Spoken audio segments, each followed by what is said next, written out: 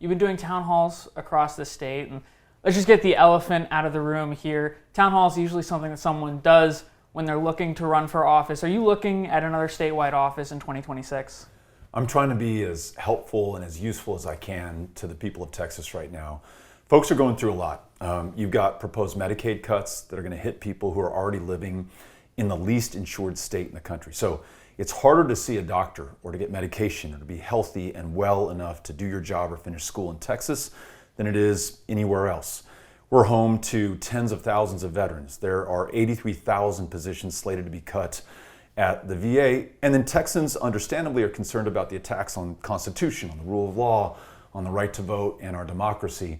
So the moment calls for us to be out there now, not waiting to run for office or to be a candidate or run a campaign or for 2026, but right now. And that's why we're holding these town halls all over the state, everywhere. In San Antonio tonight, Laredo tomorrow, Tyler and Beaumont after that.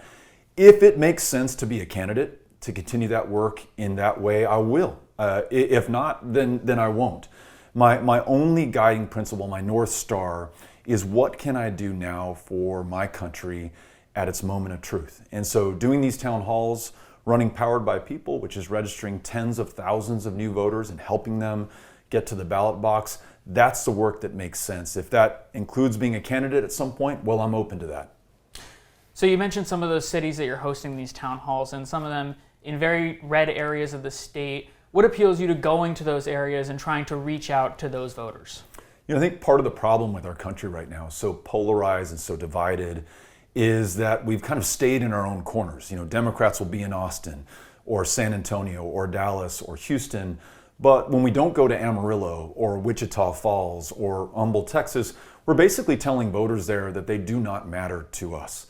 And so I make a point of going to those places that have been written off by Democrats and taken for granted by Republicans and left effectively unrepresented to listen and hear people. When we were in Amarillo, for example, front row of our town hall are a couple of guys wearing Make America Great Again hats. I wonder, are you here to protest? Are you going to disrupt this event?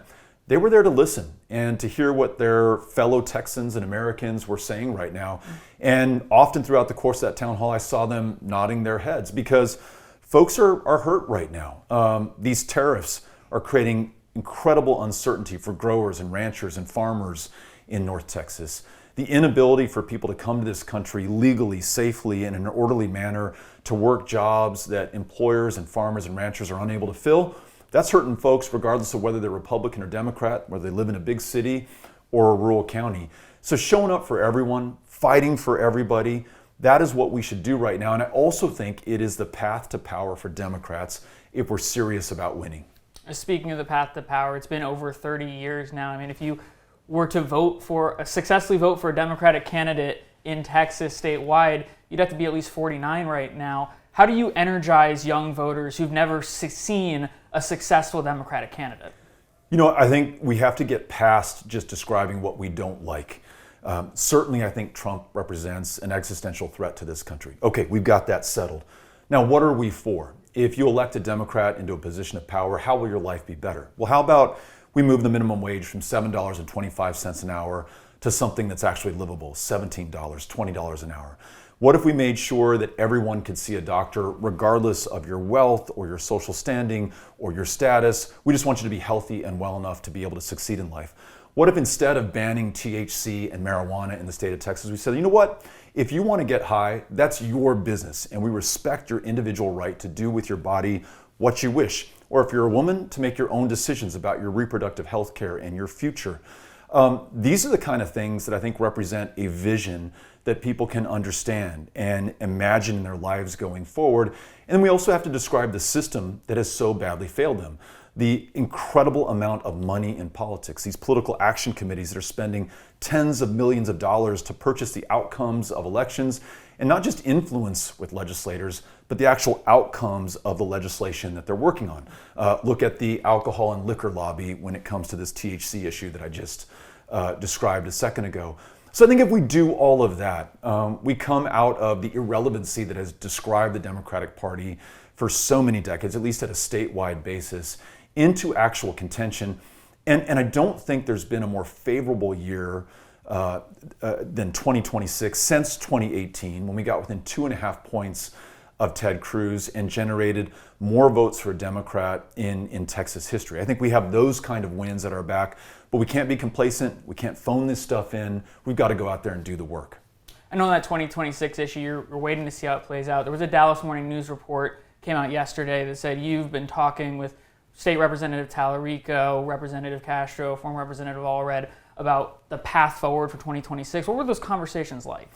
You know, it's a recognition that in Colin Allred and Joaquin Castro, James Tallarico, Jasmine Crockett, Ron Nirenberg, we have an embarrassment of talent in this state. We don't lack for Democrats who can run powerful, strong, statewide races.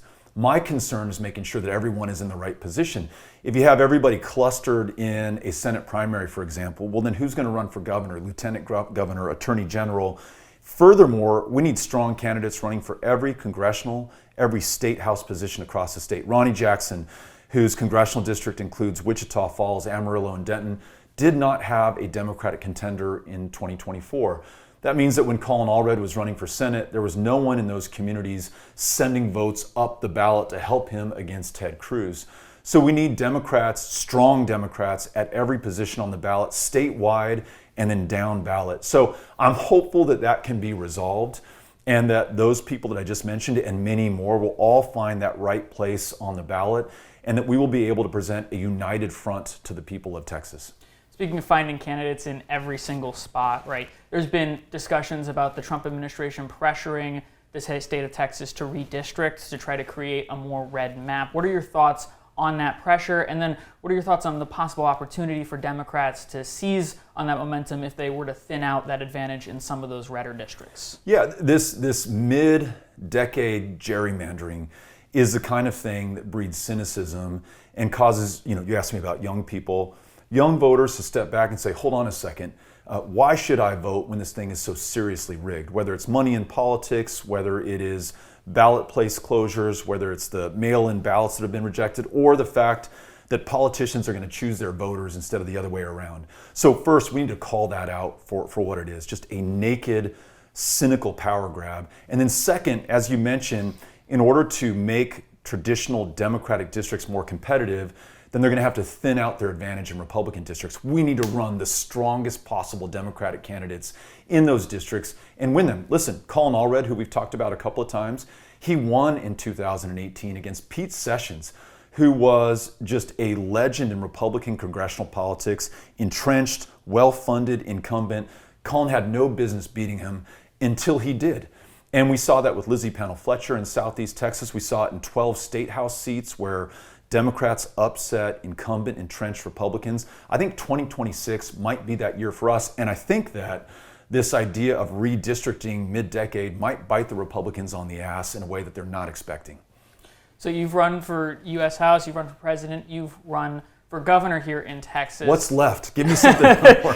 So my question here is, where do you see from the Democratic perspective the biggest issues that need to be addressed? Would you rather be able to take back the federal government and have that control over in Democratic control, or would you rather take back the state of Texas and have Democratic control over the state? Yeah, it's a great question, and it's tough not to say that we need to do it all. At the federal level, I really do think it's existential. Nearly 250 years into what Lincoln described as the last best hope of Earth, this idea of self-government, it might really perish from the planet unless we stand up to take it back. And that means winning that seat in the Senate.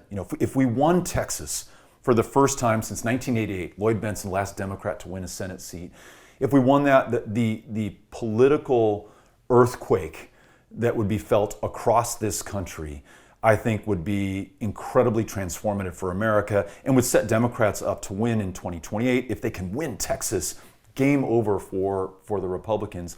On the state level, this is where rubber hits the road. This is where people are feeling those Medicaid cuts. This is where local districts, including in rural counties, are seeing their schools defunded through this voucher scam foisted by Greg Abbott and his billionaire backers. So we need to win everywhere. And I'm a big proponent, as you know, of fighting on every front, going to every one of the 254 counties, writing no place off. I think we do that, we have a much better chance of winning federally and at the state level. All right, let's wrap it up here with just one final question. What do you think the national media often mischaracterizes or gets wrong about the state of Texas and Texas politics? I think it's the national media and the country at large have written us off as this red conservative state. I think Texas is so much more interesting and dynamic than all of that. It's a majority minority state. In Houston, Texas, you have the largest Vietnamese speaking population outside of Vietnam. That city itself is the most diverse city in America. It's young, it's dynamic, it's transformational, and it's not reflected in our politics. You have those entrenched in power, the Republicans, who have been able to gerrymander and voter suppress and voter intimidate their way into holding on to power because they do not reflect the interests of Texans. Texans do not want an abortion ban. They don't want a $7.25 an hour minimum wage. They don't want Medicaid cut and pared down beyond what is livable in this state. They want something bold, aspirational, and ambitious. It is up to Democrats, even though the playing field is tilted against us, to go out there and seize that power by meeting with voters, by listening to them, by reflecting their values in the campaigns that we run. And then when we win, I think that will change the national dialogue, the national media perception of what is possible in Texas. And as Texas goes, I believe, so will the rest of the country. So no pressure, Texas, but the future is waiting on us and we've got to come through. Beto O'Rourke, thank you so much. Is there anything else you want to say? We're going to be in San Antonio tonight with Joaquin Castro and James Tallarico for a town hall. All are welcome. Come drive down if you're interested. All right. Thank you so much. Thank really you. Appreciate it. Appreciate it. Yep.